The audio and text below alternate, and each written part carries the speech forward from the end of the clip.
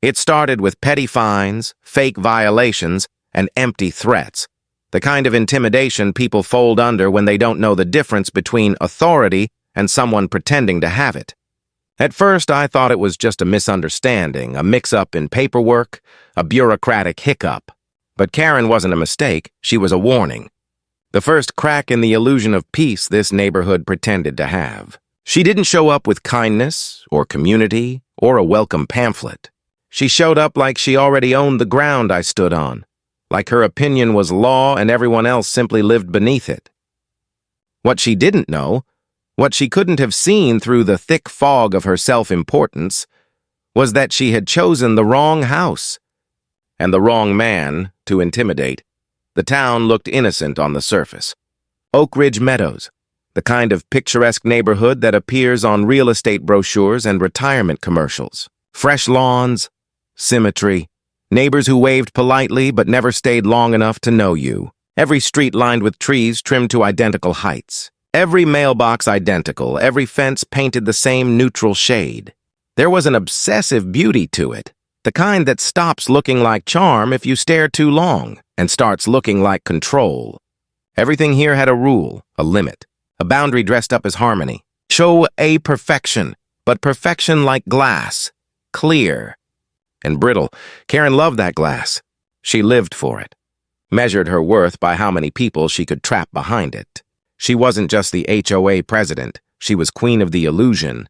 Not by election, but by intimidation. She wasn't respected, she was avoided. Her power wasn't real, it was theatrical. But fear turns theater into law for people who don't know how weak tyrants really are. The letters were her opening act. Formal violation notices that sounded legal but weren't. Polished formatting, gold-embossed logo, phrasing designed to scare the average homeowner into paying without question. Notice of non-compliance. Immediate corrective action required. Failure to respond may result in legal penalty. The whole performance leaned on one assumption, that I didn't know the law, that I would see paper and panic. The kind of person she loved most, obedient, but obedience is voluntary. And I don't volunteer to kneel. By the fourth letter, I didn't even bother opening them. They went straight from mailbox to trash. No confrontation, no reaction, nothing for her ego to feed on. The one enemy fake authority can't defeat is indifference. So she escalated. I found her in my driveway one morning like a vulture that had mistaken itself for royalty. Chin up, sunglasses on, clipboard tucked under her arm like a sword she didn't know how to wield. She didn't greet me like a neighbor. She greeted me like a suspect. Karen didn't speak to people. She issued statements. You are required to comply with Oak Ridge HOA community standards, she recited, as if reading from some internal script where she always won and everyone else surrendered on cue. The problem was simple. I hadn't signed anything. Not an HOA agreement, not a covenant, not a community contract. The lot I purchased existed outside the original HOA boundaries. The prior owner never opted in. Legally, I was sovereign land on a street of rule followers, free territory surrounded by self-appointed monarchy. To Karen, that wasn't a loophole, it was a threat. A house she couldn't order was a spotlight shining on the fact that she didn't have real power, only the appearance of it. And narcissists will do anything to protect an illusion. She started pacing my property line like a patrolling warden, writing imaginary violations, desperate to manufacture evidence of control, leaning into intimidation the way lesser predators bare their teeth when fear alone no longer works. What she didn't realize was this: people who actually have power don't use it to feel big. They use it rarely, precisely, and only when necessary. People who crave power, they never had any to begin with. The neighbors watched. From porches, from driveways, quiet, eyes averted, the way people look when they want to help but are too afraid of becoming her next target. That didn't surprise me. It told me everything I needed to know about her reign. She didn't keep order. She kept fear. When she realized letters weren't working, she changed tactics. She started showing up, walking the edge of my property with a clipboard like she was conducting a federal investigation instead of counting lawn blades. pretending she had jurisdiction, pretending she was the law. She caught me that morning like she'd been waiting hours for her cue. "Oh, good," she said, fake pleasant, smile too polished to be human. "I was hoping to catch you. People like her don't hope, they hunt." And I could see it in her eyes. She had scripted this moment in her head. I'd get nervous, I'd justify myself, I'd defend, I'd yield. But I don't bend for theater and I don't validate delusions. "Something you need, Karen?" I asked. Her posture stiffened. Fake power always twitches when someone refuses to kneel. She started listing off violations: yard height, exterior modifications, landscaping plan submission, rule after fabricated rule spoken with the tone of a judge passing sentence. But every violation she named had one fatal flaw. It wasn't real jurisdiction. She was citing laws she didn't control, on land she didn't govern. I didn't interrupt her. I let her talk. Bullies expose themselves faster when you give them a microphone. When she was done, she finished with her favorite threat: further action, delivered with a smirk she mistook for authority. "That's not going to work on me," I said calmly. She blinked. "Fake power always falters when it meets someone who doesn't recognize it." "What do you mean?" she demanded, tone cracking at the edges. "I mean, your rules don't apply to me," I replied, "and they never will." The irritation behind her eyes was instant, a shudder in her illusion. She needed submission to feel sovereign. Without it, she was nothing more than a woman with a clipboard playing government. She tried one more bluff, voice clipped, desperate to regain the upper hand. "Failure to comply will result in legal enforcement." "You have no legal enforcement," I said, turning toward my door. That one sentence shattered her script. People like her don't know what to do when someone doesn't fold, because submission, not justice, is their fuel. I left her standing there, unheard, unfeared, and walked back into my house. I didn't slam the door. I didn't escalate. I didn't raise my voice. The most humiliating thing you can do to fake power is treat it like it doesn't exist. That should have been the end of it. With normal people, it would have been. But narcissists don't retreat when ignored. They escalate. They get louder. They get bolder. They manufacture crisis. Fake power always reaches a breaking point, the moment where bluff turns into obsession, and Karen had just reached hers. Within 48 hours, she wasn't trying to enforce rules anymore. She was trying to win a war she believed she was entitled to start. The letters stopped. The appearances became strategic. Whispers began. Neighbors who once waved now watched from behind curtains, afraid to be seen siding with the wrong person. Karen didn't want compliance anymore. She wanted an example. Someone to put on display. Someone to punish publicly so fear would fall back into line. She wanted control. Real control, but she still hadn't figured out the truth. You can't take power from someone who never recognized yours. That's when she crossed her first real line. The moment her harassment stopped being petty and became personal. The moment intimidation turned to obsession. The moment she stopped acting like a president and started acting like a tyrant. And that was the moment. She unknowingly launched a battle with a man whose badge wasn't fake. Karen didn't disappear after being dismissed. She regrouped. The kind of regrouping tyrants do when their pride has been punctured and their ego starts bleeding in silence. She didn't come back with another letter. She came back with a campaign. Not one written on paper, one whispered through doors, conveyed through fearful glances, engineered through intimidation. When people can't control you directly, they try to control the world around you. She could never own me, so she tried to isolate me. Neighbors started keeping their distance, not out of cruelty and out of fear. Out here, the HOA didn't punish violation. It punished disobedience. Karen didn't need friendship. She needed witnesses. People who saw her as a force too big to challenge. People who wouldn't help me. Not because they didn't want to, but because they were terrified to become her next public target. By the end of the week, you could feel her eyes on the street even when she wasn't standing on it. And that's how fake power works. Not by law, not by authority, but by perception. People didn't fear what she could do. They feared what she might do.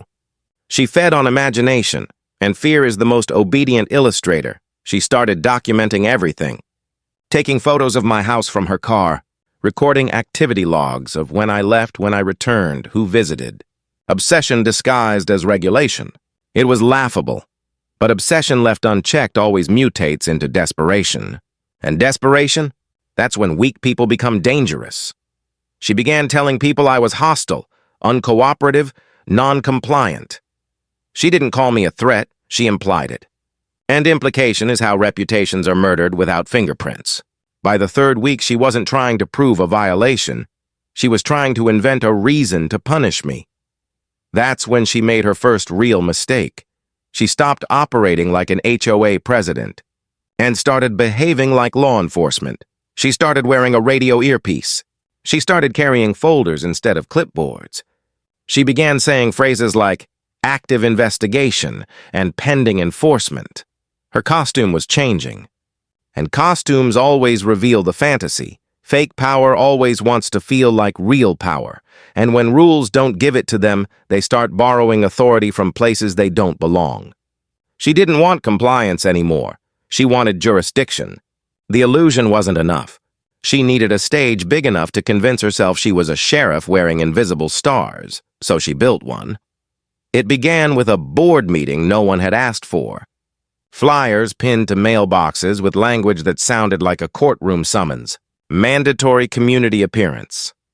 Review of ongoing property dispute. No names, but everyone knew who the dispute was about. Guilty first, facts second. She didn't want order. She wanted spectators. The night of the meeting, she walked in like she was presiding over a hearing, not leading a housing association. She stood at the podium and pretended it was a bench. She didn't say hello. She said, "This proceeding is now in session." The hall wasn't a hall anymore. In her head, it was a courtroom. And I wasn't a homeowner. I was her unfinished victory. When I walked in, the room fell silent, the way prey goes silent when a predator walks through tall grass. Except this time, the predator wasn't Karen. It was the silence they were watching to see who owned. People weren't looking at her for strength anymore. They were looking at me for permission to breathe. Fear shifts like that, quietly, invisibly, one side to another, and she felt it. Her jaw tightened the moment. She realized she was losing the room before she even opened her mouth, so she swung harder. She pointed to a stack of papers and called them evidence. Photos of my yard from random angles. Notes about grass height that changed week to week because she couldn't decide which lie to commit to. Complaints filed anonymously, written in her handwriting. She wrapped fiction in formatting and called it fact.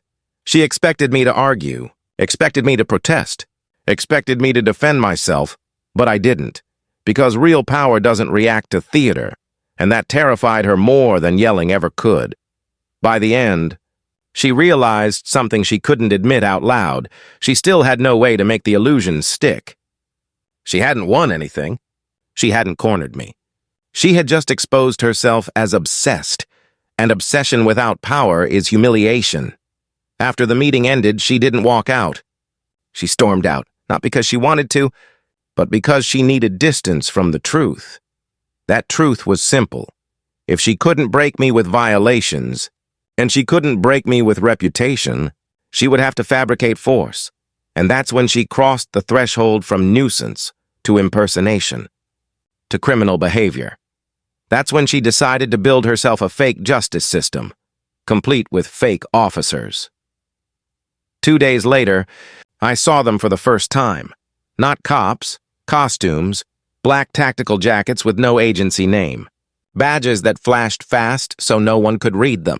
Utility belts that looked staged, too polished, too empty. Hands resting on holsters like actors told to look official. Theatrical authority dripping from cheap intimidation. They weren't enforcing anything. They were performing enforcement. They didn't go door to door. They came straight to mine. Karen watched from across the street, arms folded, chin raised, finally getting the scene she had been directing in her head.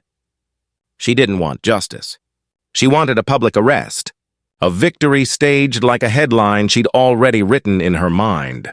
It wasn't about HOA rules anymore. This was about ego, control, power fantasy.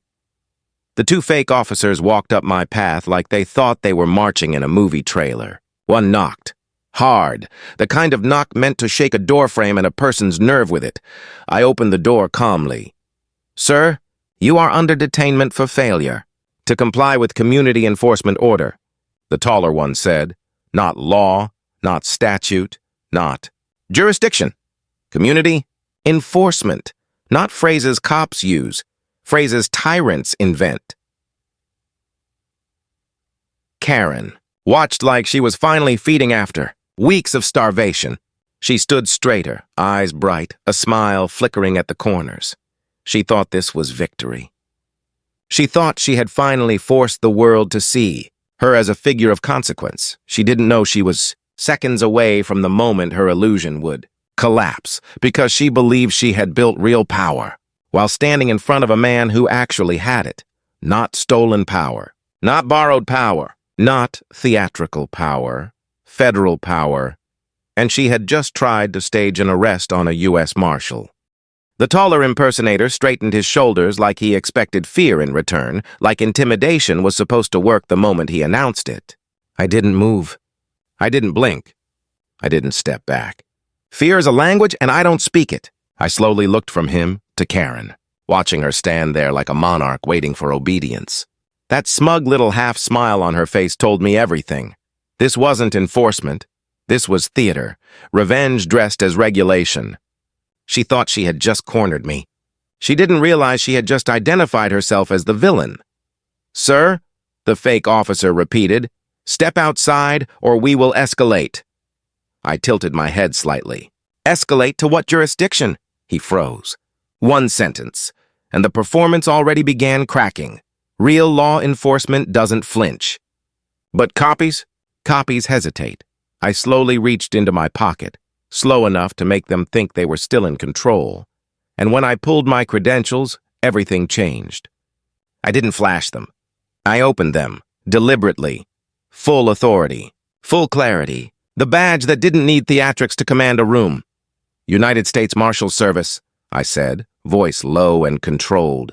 "Now I'll give you one chance to explain exactly which agency you're impersonating." The fake officer's jaw locked. The second one shifted his stance half a step back, panic disguised as posture. Karen took a single step forward, still trying to salvage the illusion. "They're here lawfully." I cut her words in half with a look. Not raised voice, not anger. Just the kind of silence that reminds a person they have just stepped into federal territory with amateur shoes. "You just arranged a staged arrest attempt on a federal officer," I said. "You didn't call the police. You didn't notify the sheriff. You hired impersonators. That's not an HOA violation. That's felony-level fraud, conspiracy, harassment, and attempted unlawful detainment of a U.S. Marshal under color of authority." The taller fake officer swallowed. The smaller one's breathing changed, sharp, shallow, exposed. The confidence leaked out of them faster than the badge glue holding their fantasy together. Karen's smile cracked. The first fracture in her illusion. "This is a misunderstanding," she stammered, searching for footing that didn't exist. "This is a community enforcement matter." "No," I replied, calm and cutting. "This is now a federal matter. And you orchestrated it." Control evaporated from her face like oxygen removed from a flame. The neighborhood had started peeking from porches, through blinds, over railings. The very audience she had wanted, now witnessing the unraveling instead of the victory. And here's the thing about people who rule through fear. The moment others sense they're not untouchable, they stop fearing them at all. I stepped past the fake, officers without permission, and because I didn't need any, and addressed her directly.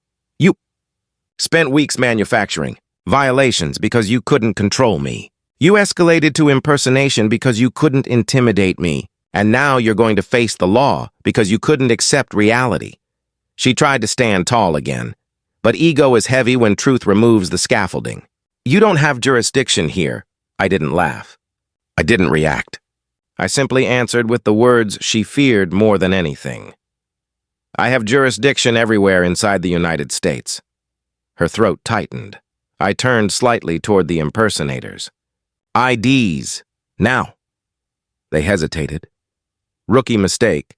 And hesitation is probable cause wrapped in body language. Hands where I can see them, I ordered, tone shifting from calm to command, not louder, just final. They obeyed instantly. Performance had collapsed into compliance. You two are being detained on suspicion of impersonating federal law enforcement, I said. They didn't argue. People only argue when they still believe they have power. These two had just realized they never did. Karen's breathing unspooled, shallow panic struggling to disguise itself as control.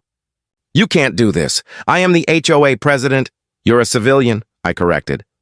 And civilians don't issue arrests. You didn't enforce policy, or you fabricated authority. You weaponized a title you don't legally hold. And you attempted to detain a federal officer using private actors with falsified credentials. Her voice cracked. You're twisting this. No, I replied. For the first time, someone is untwisting it. The neighbors watched her shrink in real time. The woman who once stood like an overseer now looked like someone stripped of a throne she never deserved. I warned you once, I said quietly, that there's a cost to harassment. You didn't listen. And the bill just arrived. Silence thickened around her, not supportive silence, condemning silence. The same people she expected cheers from now saw her exposed, not powerful, not righteous, just petty, frightened, and caught. You wanted to own the neighborhood? I continued. But you couldn't even own your actions. You built a fake justice system to feel powerful. Now you're standing in front of the real one. Her mouth trembled, ego drowning in realization. And that's the moment she finally understood. I wasn't the problem she was solving. I was the authority she had challenged. I radioed dispatch the real way with the real code. Backup was already inbound before she finished her next breath. She looked left, then right, searching for someone to rescue her illusion, someone to validate her fantasy, and found only witnesses watching it die. Not one neighbor stepped in. Not one voice defended her. Fear had left the room, and once fear leaves, people stop bowing. She tried one last attempt at control. A whisper disguised as defiance. You think this makes you the hero? I stepped closer, not threatening, just undeniable. No, I said. This makes me the law. You made yourself the example. Her shoulders sank. The posture of someone realizing the courtroom in her head had never been real. She didn't lose authority today, because she never had any to begin with. That's how fake power ends, not with force, not with noise, but with recognition. The patrol cars arrived minutes later. The fake officers were cuffed first. Impersonation charges are federal, and reality doesn't negotiate with fantasy. Karen wasn't arrested on the spot, not yet, but the investigation had already begun. The part she feared most wasn't the handcuffs. It was the waiting, the not knowing, the slow crawl of consequences she couldn't control or intimidate. As they were taken away, she looked at me with that hollow expression tyrants wear when the throne disappears from under them. You wanted control, I said quietly. Now the law controls what happens next. No yelling. No gloating. Just truth. The kind she could never weaponize. The neighborhood watched me walk back to my door. And for the first time since she declared herself sovereign, the street finally felt free. Because real power doesn't need permission, intimidation, or applause. It only needs legitimacy, and hers never existed.